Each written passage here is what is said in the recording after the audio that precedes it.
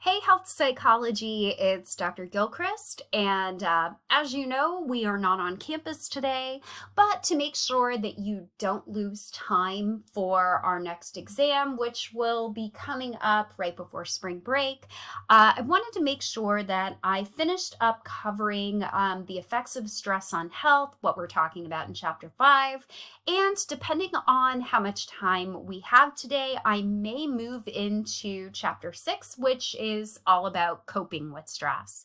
So, the last time that we were here, we were kind of talking about the fact that stress has different types of effects on the body. We talked about different theories of stress, and we finished up by talking about how stress often will potentially make predispositions to different types of mental health disorders more likely. So if you have a predisposition or what is referred to as a diathesis, if you experience stress, you may be much more likely to end up developing a mental health disorder.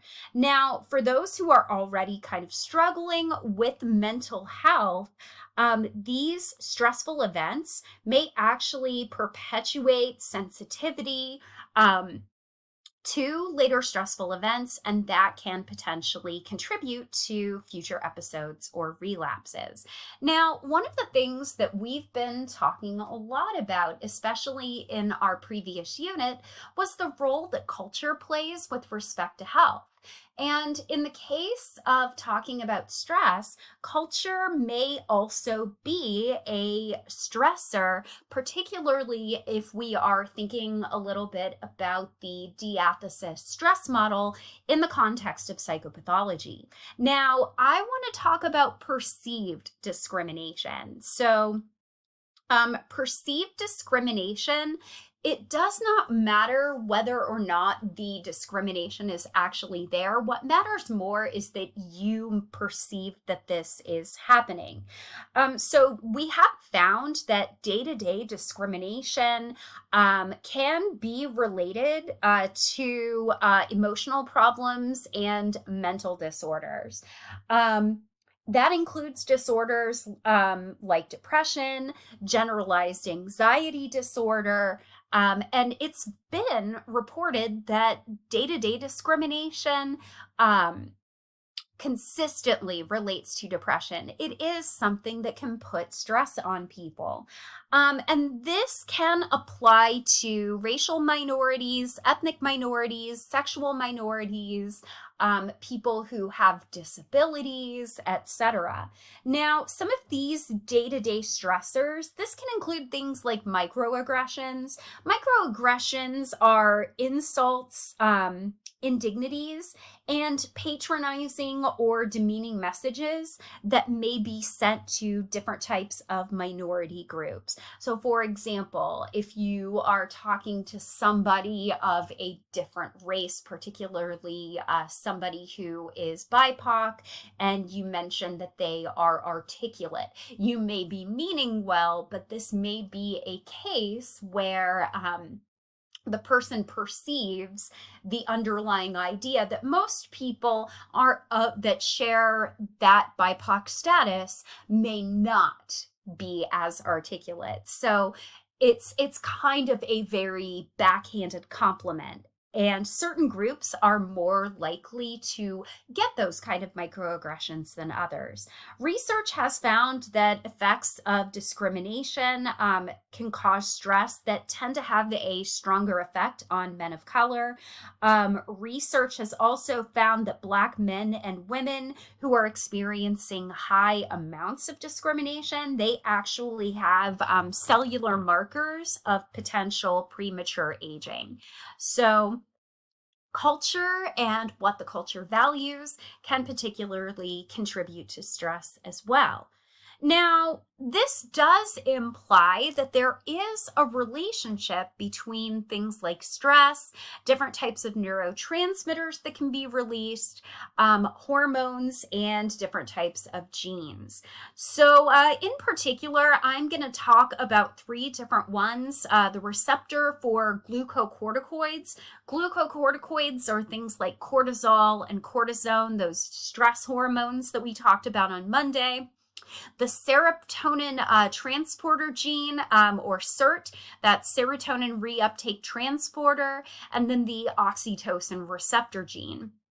Now, with respect to glucocorticoids play a major role in the breakdown of glucose. They are formed in a part of the adrenal gland called the adrenal cortex. And basically, they bind to receptors that can speed up the release of anti-inflammatory proteins in cells. And researchers have found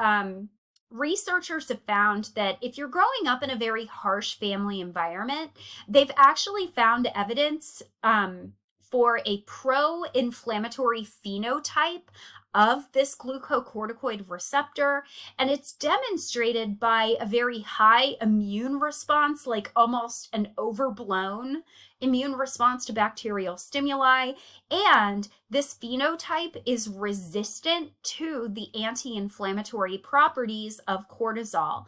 And as a result, this can actually create a greater likelihood and propensity for getting ill over time. Next, let's talk about the serotonin reuptake transporter gene, or SERT. So SERT is responsible for when serotonin is released into the synapse and makes contact with a postsynaptic neuron. It is the job of SERT to take that serotonin molecule and basically bring it back into the presynaptic cell for things like recycling and repackaging. So we have found that there are people that have short and long alleles for SERT. And this is something that I talk about in my biopsych class as well around the end of the semester. But we do find that people that have a short allele, particularly if both alleles are short, because you get two alleles, you get one from your mother, you get one from your father, particularly if both of them are short, having a short allele for the serotonin transporter gene, you're more likely to be depressed and have increased cardiovascular activity, but that is only going to happen if you have been exposed to a lot of stress and a lot of trauma. So again, as I kind of mentioned, just because you have these predispositions, these alleles, it does not necessarily guarantee that you will end up with an illness. But if the gene is allowed to express itself in a certain environment, like a stressful environment or a traumatic environment, those genes will have a greater likelihood of expressing themselves. Now, finally, let's talk about the oxytocin receptor gene. So something that's kind of interesting, different cultures have different ideas about what emotion is appropriate to express versus emotions that are not appropriate to express. So this was a study that was done looking at the cultural influence on genes. Emotional suppression being socially appropriate, like holding back your emotions, it's more culturally appropriate in countries in Eastern Asia compared to here in the United States. So Kim and colleagues back in 2011, they looked at emotional regulation measures in both Koreans and in American participants. In addition to looking at emotion regulation by giving them surveys and things like that, they also looked at the oxytocin receptor gene. Remember that oxytocin is what allows us to bond. And they basically found that One form of the oxytocin receptor gene was related to less use of emotional suppression in Americans compared to another allele, but Korean participants ultimately ended up showing the opposite pattern. So again, culture and what the culture values and managing stress, all of these things can impact these different relationships between stress and then those impacts on things like neurotransmitters, hormones, and genes, and thus those can lead to differential effects on our health. So let's move on to talking about stress and the different types of stressors that can potentially impact us. Now, if you talk to most people about the things that give them stress, and I did kind of have you on Monday kind of popcorn out different things that were stressing you out, and somebody mentioned people. And I thought that that was a pretty good place to start because for many folks, relationship stress is going to be a major stressor for many. So generally, being in an unhealthy relationship is not only bad for our mental state, but it's also bad for our physiology.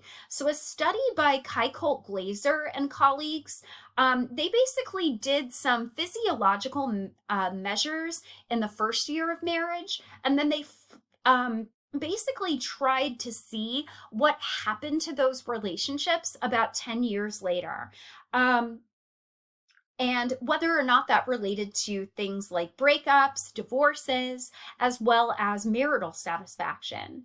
And one of the things that they found was that for the couples who eventually divorced, they had higher stress hormone levels during conflict discussions in their first year of marriage, and they tended to be higher during the day and night.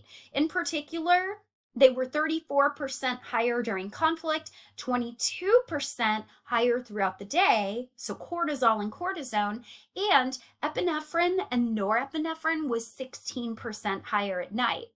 People who reported troubled marriages after about 10 years, they had 34% more norepinephrine during conflict in their first year of marriage, about 24% more norepinephrine during the day, and 17% during the night. And we know that that's within the first year of marriage, and we're looking at what happens 10 years down the line. Those circulating stress hormones and epinephrine and norepinephrine are eventually going to exert negative physiological effects on the body if they are released chronically. Now, in addition to unhealthy romantic relationships, obviously this can also be true for family relationships. In particular, when you have a family, you are going to go through different types of change in the family cycle. You find a partner, and you potentially end up in a long-term relationship, or you marry, or you move in together, and you've got to learn to adjust to that. So you've got some new stresses. You may potentially be introducing children into the family and caring for them and raising them, which is its own form of stress. Then the children leave home, and that is a new form of stress. And then potentially you retire. And so all of those things can be forms of stress.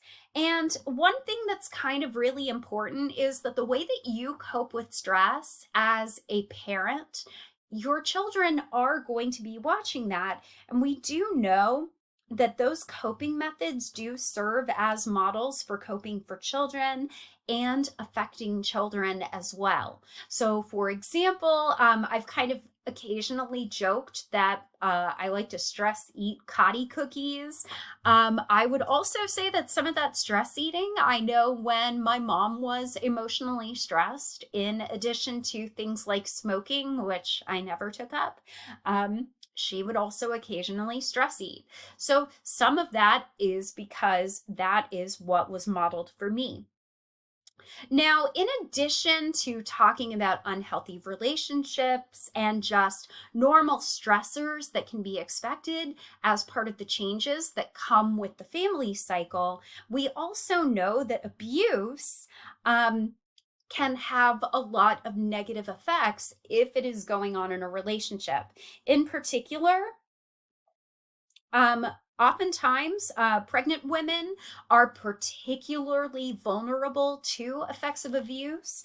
Um, and they may be more of a problem than the conditions that they are screened for. And we need to continue to look at how abuse affects physiology and biology over a longer period of time. Now, another place that many of us will deal with people is work. And work is a major stressor. It is the top reported stressor in the United States. And those work related stressors can produce physical, psychological, and behavioral problems. For example, daily stress at work can lead to an increased likelihood of physical and physiological problems later. Now, in previous editions of the DSM, the Diagnostic Statistical Manual, which is often used for different types of disorders and diagnoses of disorders, work stress includes some of the following: feelings of frustration, anger, resentment, low self-esteem, boredom, job dissatisfaction, which is defined as not liking your job, mental fatigue, loss of concentration, loss of spontaneity and creativity, emotional hyperactivity. Now, work stress can arise from a couple of different things. It can arise from cognitive overload. You're being asked to carry too much mental weight, and that's a load on you. Role conflict, where some of the different roles that you have to play at work conflict with your values or what you want to do.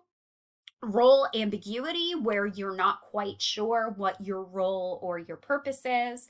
It could also be things like discrimination, prejudices, poor social networks, workplace bullying, lack of control, being able to balance the different roles you have, particularly that work-life balance, or even a lack of challenge. In particular, your boredom can manifest physically.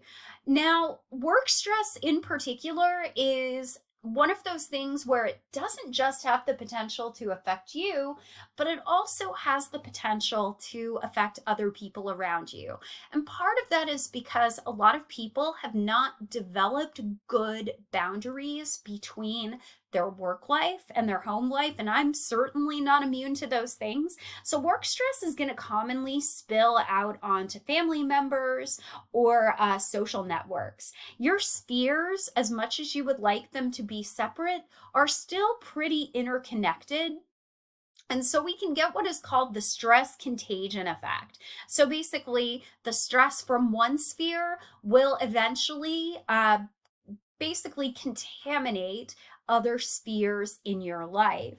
Now, you can also have what is called spillover, and this is basically when you are transmitting your stress from one part of your life into another. So spillover is the intra individual, so within the individual transmission of stress. So you worry about work and you take that stress into your home life and you stress about home. Crossover is when stress is transmitted between individuals. You have a bad day at work, you come home and take that stress out on your partner, thereby creating stress for your partner.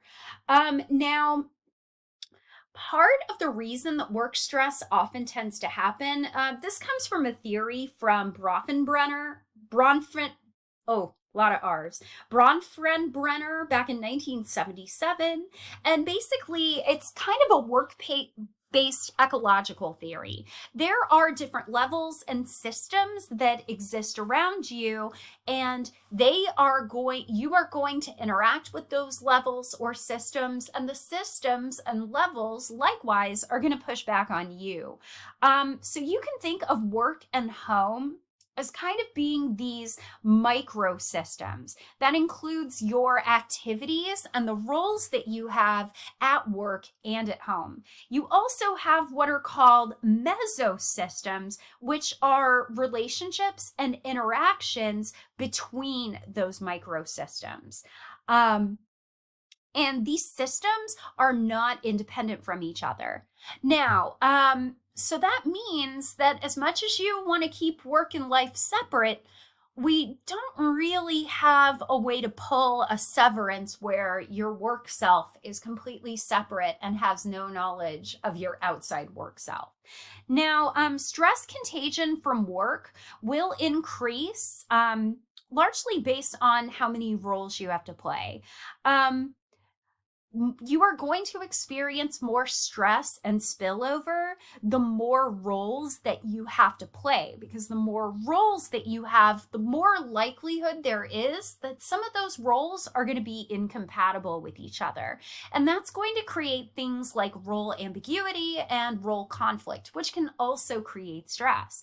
Role ambiguity is basically, again, how much information you actually have about the role that you are supposed to play. If you don't know what you're supposed to be doing, that is going to create more stress. Role conflict is basically the incompatibility of expectations for a role or expectations between roles. So we've talked about relationships. We have talked about work. And now we're going to talk about how aspects of our environment can actually contribute to our stress as well. So background stressors, in particular things like noise, overcrowding, air, and chemical pollution, we know that those can be major problems. Glass and Singer back in 1972 actually found that exposure to unpredictable and uncontrollable noise can actually hurt children's cognitive development and their ability to learn. Unpredictable noise often is going to hurt performance the most. But consistent sounds that are expected can still disrupt performance on later tasks because, well, it's distracting. Additionally, these things can cause overstimulation and can cause problems as well. Overcrowding in particular is related to negative mood, particularly for those who identify as male. It also can increase physiological arousal, illnesses, and create more aggression in people. Sometimes just the presence of being around a lot of people can create a lot of stress and overstimulation. We know that being exposed to natural disasters can be stressors. These are typically going to be short term, but they may have more severe implications than background stressors. They can also contribute to things like PTSD. And then finally, we have what are called technopolitical stressors. These are going to be directly linked to either technological or political causes. That could include things like severe internet outages, nuclear reactor explosions, different types of war. These will often be unpredictable and uncontrollable, and those can cause stress as well. So we've talked about different theories of stress. We have talked about different types of stress. Now we need to start thinking about the consequences of stress. So stress, as I've kind of mentioned, causes the body to mobilize for short-term threats. Our system has not fully caught up to the way that we live our lives right now. Most of our stressors in our ancestral history were short-term physical stressors. Oh, I'm going out for a walk. Oh no, there's a saber-toothed cat. I need to run. I don't think that our system has caught up to, for example, a 24-hour news environment where we hear breaking news all the time, social media that is designed to capture our attention and in particular make us angry, because anger drives greater engagement, which means more clicks and more money for social media organizations. So we have this system that's designed for short-term stressors, and we know that your body's energy is not an infinite resource. If you are diverting resources, like if you're needing resources to come from your body to manage stress, you have to take them from somewhere. And oftentimes we're going to find that the energy that we need to fight stress often is diverted from our immune system. So we know that stress can do a lot of different things, especially if we are talking about long-term chronic stress. Stress does damage to the heart, it suppresses the immune system, and it can kill neurons. It increases gastrointestinal symptoms. It's very highly related to irritable bowel syndrome. You can see a couple of different things like greater likelihood of mouth ulcers, greater susceptibility to colds, other respiratory infections, skin problems like eczema and psoriasis, gastrointestinal systems like gastritis, ulcers, ulcerative colitis, irritable bowel syndrome, headaches and psychological problems, potentially including anxiety and depression, muscular twitches and nervous tics, heart problems, potentially pain, heart rate, arrhythmia, high blood pressure, and potentially issues related to menstruation in people who are assigned female at birth, and impotence and premature ejaculation in people assigned male at birth. So we know it can make somebody sick. It can also affect the responses that you engage in. When you are in a period of stress and you're not calm, emotion is very largely driving your vehicle, so to speak. You're not going to be able to make clear, thought out decisions the way that you normally would. You're going to see a greater likelihood of things like risky decision making, things like smoking, impulsive behaviors. Now, having said that, stress can improve resilience and it can improve memory. But to be fair, this is only going to be for emotional events. It might actually hurt your memory for other related things.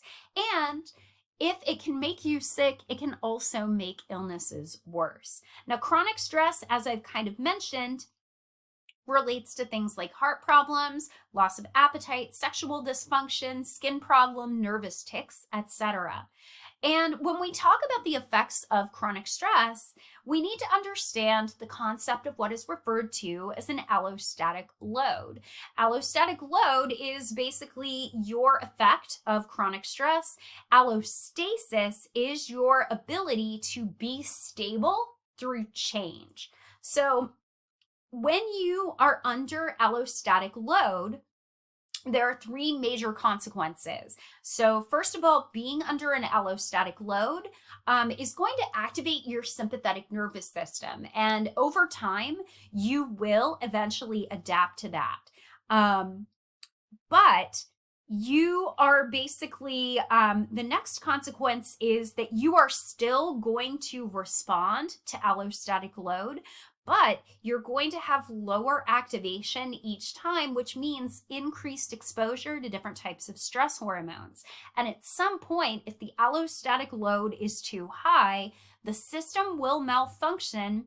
Other systems are basically going to overcompensate to basically help, and that's going to lead to extended stress hormone exposure. So different markers of allostatic load include things like high blood pressure, increased blockages of the blood vessels that reach the heart, fat staying in the system longer, um, increased waist to hip ratio, and sleep disruption. So when people talk about cortisol creating belly fat, they are talking about the consequences of extended allostatic load.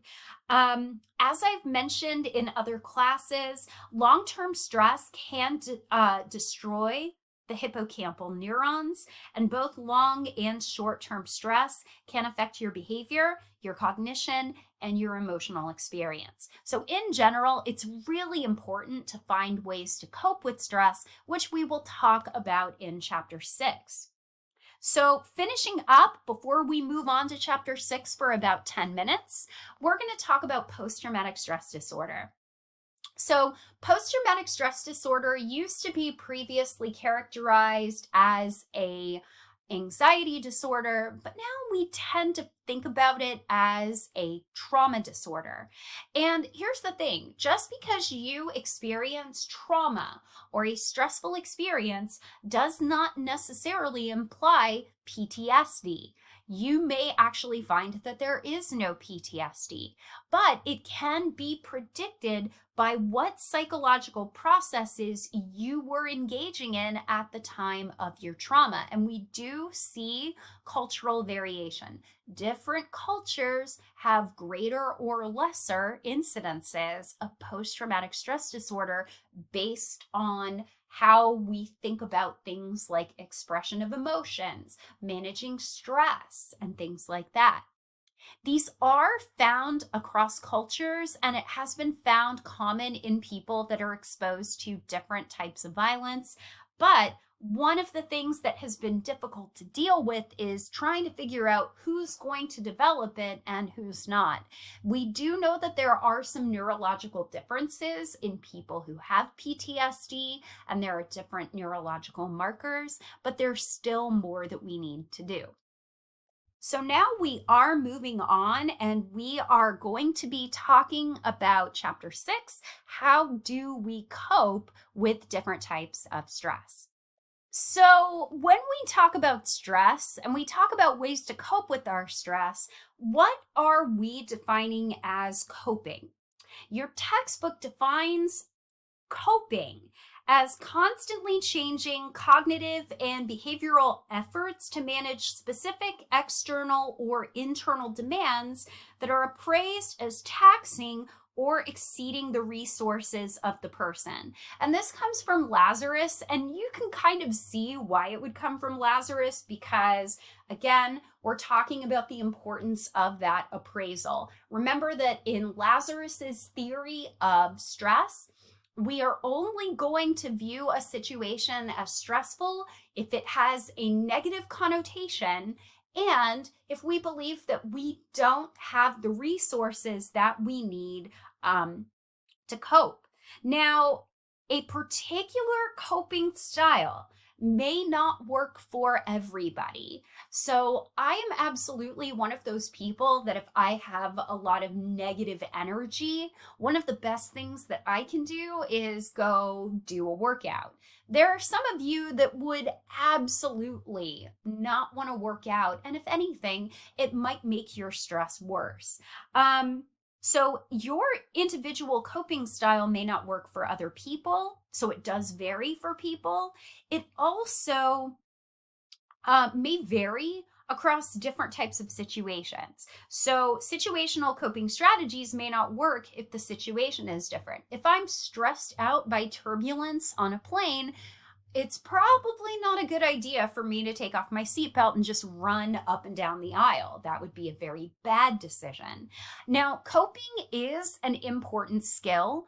In particular, we know that social support seems to be a very important way that most people cope with stress. They have somebody that they can talk to and share their worries with. But like I said, it varies, and there are a lot of different moderators and there are different mediators for stress. So remember that a mediator explains a process through which two variables are related, and a moderator can affect the strength and the direction between two of those variables. Now let's talk a little bit about some common measures of coping. So the first scale that I'm showing you here is one called the COPE. I was able to find this through the University of Miami. And basically it is 13 different scales, basically made of a few different questions each. In particular, each scale is a different type of coping. So it's kind of hard to see in this measure, but basically what we are kind of looking for are some of the different scales. So positive reinterpretation and growth, mental disengagement, focusing on inventing emotions, using social support, active coping, denial, religious coping, humor, behavioral disengagement, restraint, use of emotional social support, versus instrumental, and we'll kind of explain the difference between the two. Restraint, I'm reviewing those. Use of emotional social support, substance use, acceptance, suppression of competing activities, and planning. So you can see some of these different metrics here, and that link should work for you. So basically, we have statements that are true for you. So I try to grow as a person. I try to get advice from somebody. So notice that use of instrumental social support is about getting advice from somebody who knows what they're doing for instrumental social support. Emotional social support, though, could be I discuss my feelings in this case. Subscales are for problem-focused coping, which we'll talk about later. Problem-focused coping occurs when you are actually trying to fix the problem that is causing you stress. Emotion-focused coping is often going to be more about managing your emotions while you're dealing with stress. Now, some major problems with the COPE is that coping instruments are often going to be overused. There aren't a lot of positive associations between using particular coping styles and positive outcomes, and some of these are going to be a little bit too general. Next, I was able to pull up the Revised Ways of Coping questionnaire. This is made up of about 66 items in this particular case. So we have these different Likert response type questions. So basically, you have to choose between 1 through 7 and basically say what you're going to do. So here's the scale: not used, used somewhat, used quite a bit, used a great deal. So you have different things like concentrate on what to do next, criticized or lectured myself, hoped a miracle would happen. So you can see that there are a lot of different ways to cope. And what's kind of beneficial is it does allow for comparisons across different situations. So drew on my past experiences. I was in a similar situation before. Now, one of the major critiques about this is that oftentimes many of these are, as I kind of mentioned, are too general. Additionally, there can be some confounds. Coping styles are related to personality characteristics, how you relate to stress, and both of those can act as confounds for these different types of measures. So there are 3 major changes that have kind of happened with coping measures to see, and to kind of update them based on what people actually do. So first of all, they paid greater attention to the role of relationships. A lot of people engage in what is called relation-focused coping or relational coping. They lean on social support. And this recognizes that being connected to other people can help us cope with stress. And this is a fundamental component of coping, just like trying to get rid of the thing that is causing you stress or trying to minimize it is. Other coping measures have kind of changed their research designs. A lot of previous studies were cross-sectional in nature. And again, cross-sectional in nature means that we We have naturally occurring groups. So for example, if I want to look at changes with age and I don't want to do a longitudinal study where I'm following up with the same people over a period of years, I can grab a group of older adults right now and a group of young adults right now, and I can compare them at this point in time. So previous studies were cross-sectional or retrospective. People had to think about what they did in the past. But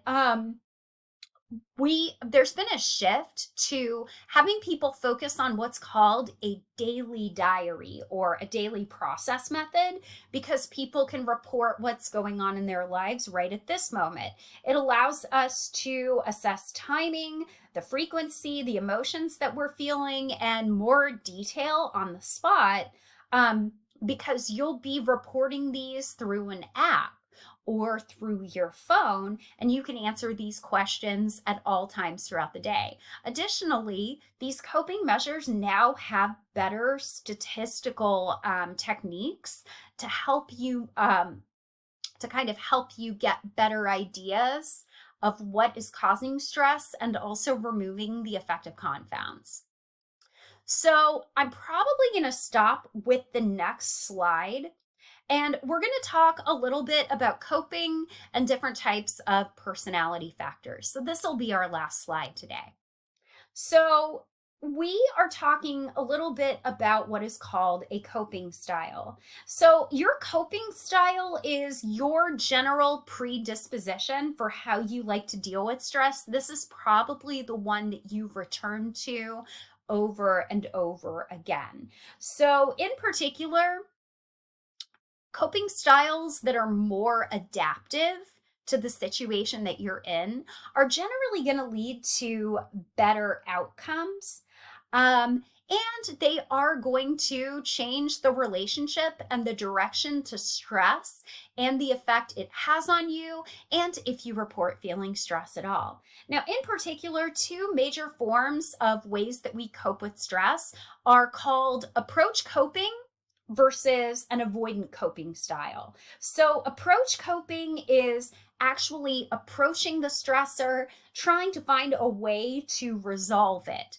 Avoidant coping is avoiding the problem, and we do know that having an avoidant coping style is associated with more negative health outcomes. Now, comparing coping style, your predisposition to dealing with stress, to a coping strategy. So a coping strategy is a specific behavioral or psychological effort to either master your stress, you tolerate your stress, or reduce or minimize your stress and the impact. So strategy is more what you're doing in this moment. A coping style is more about how you are in general. And when we talk about coping strategies, we often tend to talk about two major types. We have problem-focused coping, which I've already talked about, where we directly face the stressful situation and we work to resolve it, whereas emotion-focused coping is we try to deal with the feelings that result from the stress. Now, these often are treated as mutually exclusive and oppositional to each other, but oftentimes you're going to use both of these methods at the same time, or you may swap one out based on the situation that you're in and the resources that you have at the time. So you may initially start with a problem-focused approach, and when you find that that really doesn't change your situation, you may find yourself moving into an emotion-focused coping state instead. So folks, we're going to go ahead and stop here. And next, we are going to talk about the relationships between coping styles, coping strategies, and personality traits. And I will see you all on Friday. Bye.